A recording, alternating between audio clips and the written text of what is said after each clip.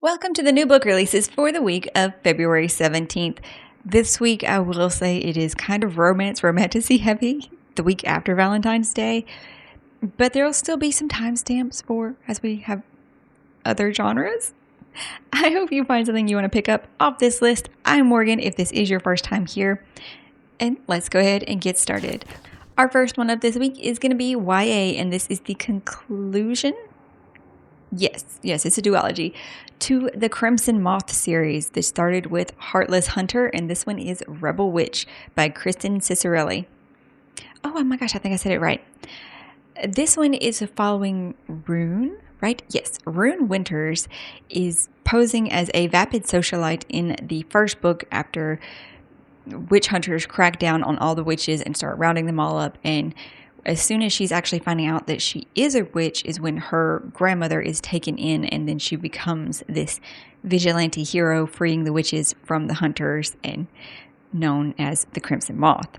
And our other character, Gideon, is one of these witch hunter army persons who kind of suspects her. So he starts going to the social functions that she goes to because she's posing as a socialite, and things start happening between them, and I'm not entirely sure what exactly happens, but apparently she's on the run in this one. It says, a witch hunter, an impossible choice. Which one of them has to make the impossible choice? It's probably Gideon. Moving into fantasy, the first one up is going to be the third book in a quartet. No, that's not what it's called. I mean, it makes sense to call it a quartet, but there is another word when you talk about 4-book series, and I don't remember what it is, but this is the Moonfall series. The third book is A Dragon of Black Glass by James Rollins, and the first book was The Starless Crown. So in the first book, it's a gifted student for tales and apocalypse. Her reward is a sentence of death. Fleeing into the unknown, she's drawn into a team of a broken soldier who once again takes up the weapons he's forbidden to wield and carves a trail back home. A drunken prince who steps out from his beloved brother's shadow and claims a purpose of his own. An imprisoned thief who escapes the crushing dark and discovers a gleaming artifact, one that will ignite a power struggle across the globe. On the run, hunted by enemies old and new, they must learn to trust each other in order to survive in a world evolved in strange, beautiful, and deadly ways, and uncover ancient secrets that hold the key to their salvation. But each passing moment doom crawls closer. Who will claim the Starless Crown? It was an interesting concept, for sure. There were some oddities. And it's been like 2 years, so that's why I had to actually read the description of the first book. But this is one that I think about going back to, and I didn't dislike it. Okay, we don't need to get into all of that here today. Then a more historical fantasy that is going to be a standalone, Upon a Starlit Tide by Kell Woods. St. Malo, Brittany, 1758. To Lucienne Leon, the youngest daughter of a wealthy French shipowner, the high walls of St. Malo are more hindrance than haven. While her sisters are busy trying to secure advantageous marriages, Lucy spends her days secretly being taught to sail by Samuel, her best friend, and an English smuggler. Only he understands how the waves call to her. One stormy morning, Lucy rescues a drowning man from the sea. Immediately drawn in by the stranger's charm, Lucy is plunged into a world of glittering balls and fairy magic, seduction, and brutality. Secrets that have long been lost in the shadowy depths of the ocean begin to rise to the surface.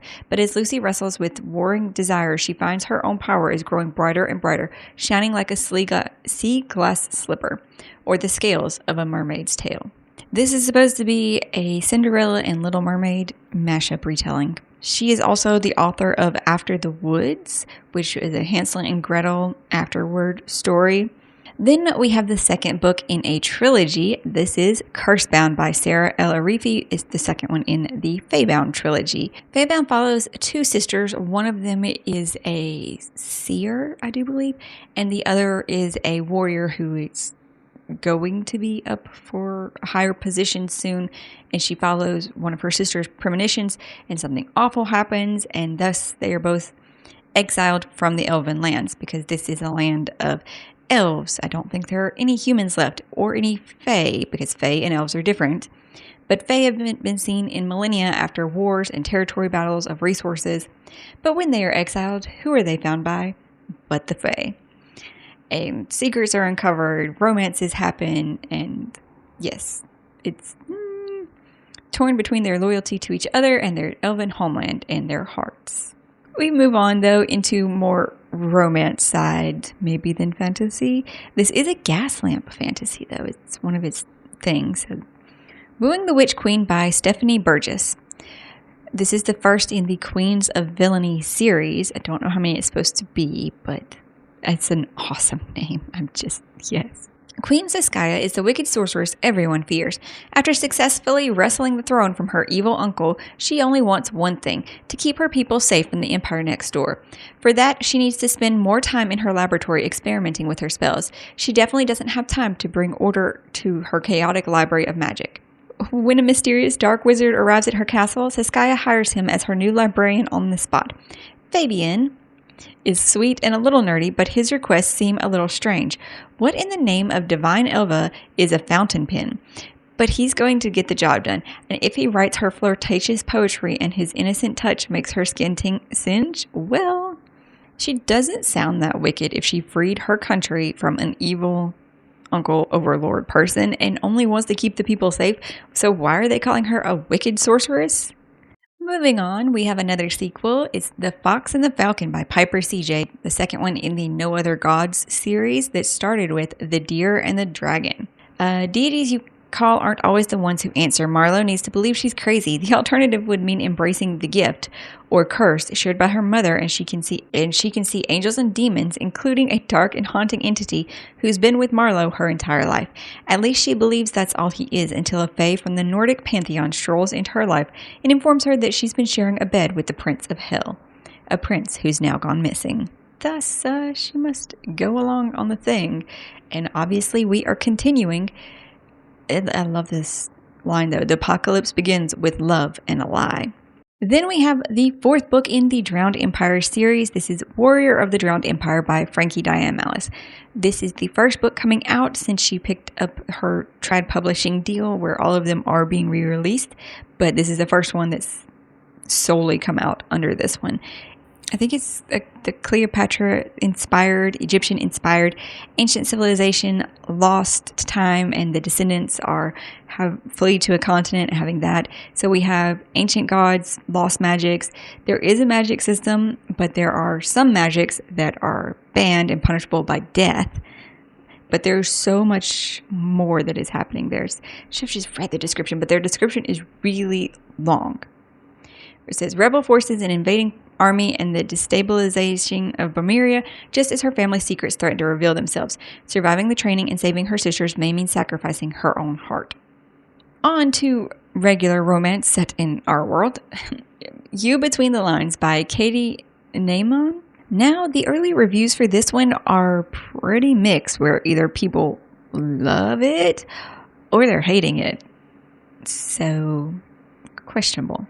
No one's more surprised than Lee when a prestigious MFA program in North Carolina accepts her. A former sorority girl, Lee's the first to admit she knows more about the lyrics of Taylor Swift than T.S. Eliot, and she's never been able to shake the all-style, no-substance feedback her high school crush made in their poetry workshop. Lee's insecurities become all too real when Will, the same high school crush turned nemesis, shows up at orientation. And now he's William, exactly the kind of writer Leah hates, complete with his pretentious sweater vest and tattered moleskin. Lee's determined to prove herself, and William wronged by landing the program's highly coveted fellowship. But Will's dead set on proving himself too, and in a small cohort they can't keep apart for very long. So when I first read the initial blurb, instead of reading pretentious, I did it again. I keep reading pretentious when it says prestigious poetry MFA. I don't know if that's a good sign or a bad sign. Then we have Yours Eventually by Nora Maznavi. I'm very sorry, I probably missaid that. The Ibrahim family is facing a crucial moment. Their patriarch just lost his fortune as a result of a Ponzi scheme, and the family is picking up the pieces. At the family's core is Asima, successful doctor and the long-suffering middle daughter who stepped into the family center after the death of her beloved mother years ago. Despite what the prying aunties think, Asima is living the life she has always wanted, fulfilling her childhood dream of becoming a doctor, or so she thinks. Then in walks Farouk Wahid, Asima's college sweetheart, whose proposal was cruelly rejected by Asima's aunt and father. Now, 8 years later, Farouk has made a fortune by selling his Silicon Valley startup and is widely considered one of the most eligible bachelors in California. So it sounds like a very sweet second chance romance. Very, very. Moving into more regular fiction, we start with The Echoes by Evie Wilde. Max didn't believe in an afterlife until he died. Now, as a reluctant ghost trying to work out why he's still here, he watches his girlfriend Hannah, lost in grief in the apartment they shared, and begins to realize how much of her life was invisible to him. In the weeks and months before Max's death, Hannah was haunted by secrets she left in Australia to escape. A relationship with Max seemed to offer the potential of a fresh new chapter, but the past refused to stay hidden. It found expression in the untold stories of the people she grew up with and the events that broke her family apart and led her to Max. It's supposed to be a story spanning generations and about grief and motherhood and secrets of families, so very multi-layered things may be happening there. Final one for the week is Nesting by Rosen O'Donnell. On a bright spring afternoon, Sierra Faye makes a split-second decision that will change everything. Grabbing an armful of clothes off the clothesline, she straps her 2 young daughters into her car and drives away. Head spinning, all she knows for certain is that home is no longer safe, and that this time, when she leaves, she must stay away. On the surface, she has the perfect life. Her husband Ryan is a good provider, sometimes even kind and attentive, from a nice Irish family, and they have another baby on the way. But he also monitors Sierra's every move, flies into unpredictable rages when he convinces her she can do nothing right, and has isolated her from work, friends, and her beloved family. This one is another layered sort of one that looks at the deep things with emotional abuse and gaslighting and family dynamics. I don't know if this one's generational as well, though. That's all for my list this week. If there are any other books, though, coming out that you want to let people know about, feel free to drop them in the comments down below.